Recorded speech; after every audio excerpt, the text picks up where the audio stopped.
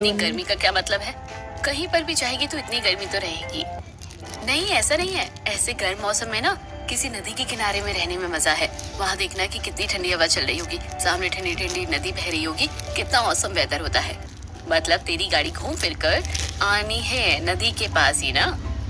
तो क्या करूं, इस शहर में रखा ही क्या है। मेरे पापा बचपन से अपने कारोबार की वजह से मुझे कहीं घुमाने कहीं नहीं करने गए और मैं अकेली कहीं नहीं जा सकी।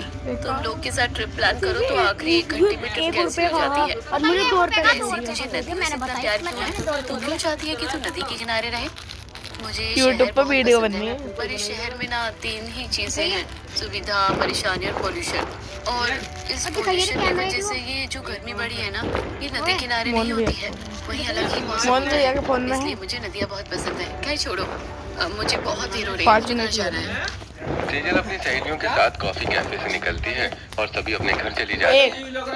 दूसरी तरफ रामलाल का पूरा परिवार नदी किनारे आम के बगीचे में काम करता है और शारदा खाना लेकर आती है।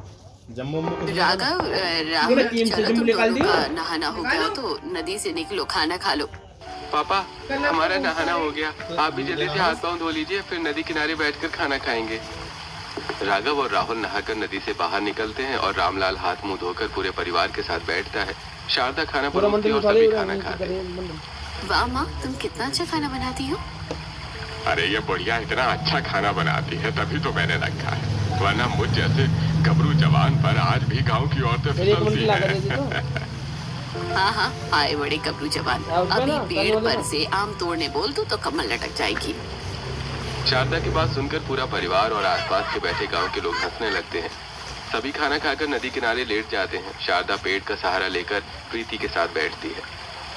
अरे नदी किनारे सोने का मजा, जो मजा यहाँ है वो और कहीं नहीं है।